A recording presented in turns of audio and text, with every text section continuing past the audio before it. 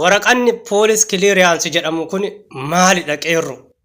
Namoonni baay'een viidiyoo isinii dalaganii jiran, anis akka namoota baay'ee bira ga'u viidiyoon tuni ammoo sheer riipoosti tolchaa gaafii qofa naman gaafatina viidiyoo namallee obsaan haga xumuraa dhaggeeffadhaati laayik godha akka viidiyoon namaa vaayiraalii ba'u jechuudha.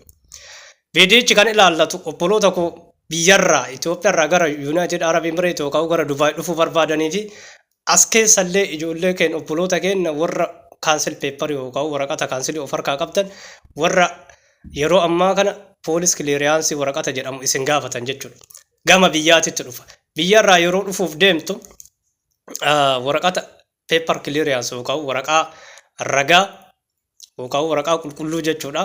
Waraqaa qulqulluu kana kan poolisaa eessaa fudhattanii Finfinnee dhayxaniitiin Xuqur Ambassaadha waajjira guddicha poolisiiti poolisii Itoophiyaatirraa waraqata san fudhattanii achirraa kaatanii garam deemtanii gara impaasii Itoophiyaa kan biyya Dubaay nama geessu jechuudha. Kan Finfinnee deemtanii waraqata keessanii fi yookaan waraqata sisteemota keessan piizaa keessaniif akkasuma tiikeettii keessan akkasuma immoo COC keessanii walii qabattanii gara biyya kanaa yoo dhuftan sana booda rakkoo tokko hin qabu jechuudha. Garuu waraqata poolis kiliiriyaansii ka biyyi kun baase dagattee yoo dhufte asitti piizaan kan keessa sisteema keessa siiseenuu irratti rakkoo qabaa jechuudha. Siiseenuu dhabuullee ni danda'a jechuudha. Kanaaf poolis kiliiriyaansii jechuun waraqata haala yeroo ammaa kana wal qabatee beeytanii wal dhabdee biyyoota garaagaraatiin wal qabatee biyyi tuni ammoo seera yeroo yeroodhaan baasti waan taateef seera baasanii jiran waan seerri biyya kanaa sii baase yoo biyyallee dhufaa jiraatte dhaggeeffattee godhuudha yoo biyya kana keessallee jiraatte godhuudha jechuudha. Gama biyya kanaatitti asisinii deebi'a ijoolleen kaansilii fudhattaniitiin waraqata kaansilii of harkaa qabdan jechuudha.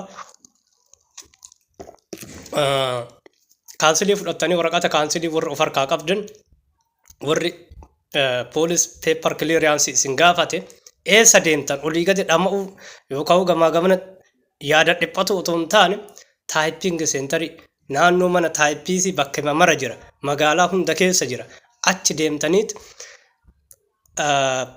poolis kiliiriyaansii kana nuu kenne yoo jettaniin yookaan diraama 200 akkas hin caala jedhee yaadu namoonni tokko diraama 50 diraama 60 illee jedhanii sosoba ta'uu danda'a.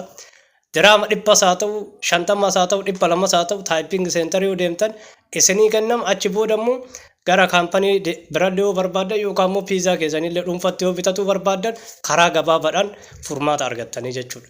Kanaaf waan seerri biyya kanaa adeemsa haala seera biyya kanaa yeroodhaa yerootti seerri ni baha yeroodhaa yerootti wanni haarofti ni dhufa keessattuu wal dhabdee haalota jiru kanaan wal qabatee wanni haarofti yeroo yerootti ni baha waan taateef nullee taatu namoota birallee namoota waa'ee seera biyya kanaa adeemsa seera biyya kanaa odeeffannoo gaarii odeeffannoo qulqulluu isiniin gahan hordofaa isiniin jechuu barbaadetti xumura irratti wanni jechuu barbaade biyya kana keessa ijoolleen dhuftan dhugaa rabbiititti nu galatoonfatuu qabdan jechuudha. Ana dabalatee namoota halkanii guyyaa keessattuu gite akkasitti dallaalli habaabuun isin simatu biyya kana keessatti utuu namni meeqa albee nutti qaratu afoo dhaabbannee gatii isinii kaffalle nu galatoonfatuu qabdan. Ani galatoomaaf otoo hin taane haqa keenya ka har'a akkanatti dallaalli badhee isin darbitee as baatanii boottan kana dura isinii boonne jechuudha. Waggaa tokko guutuu viidiyoo dallaala 2025 haga 2026 dallaala oduu afaan hin buufatin oduu albee gamaa gamanaan isin namatti qartu gatii kaffallee viidiyoo isinii dalagaa turre. Kanaaf an akka galatoomatitti otoo hin taane galata Oromoo irraan barbaadu Oromoo kiyyaane waan akka du'aayii qofa naa gootan isinirraa barbaade. Ammallee viidiyoo biraatti walitti deebina wayyooma.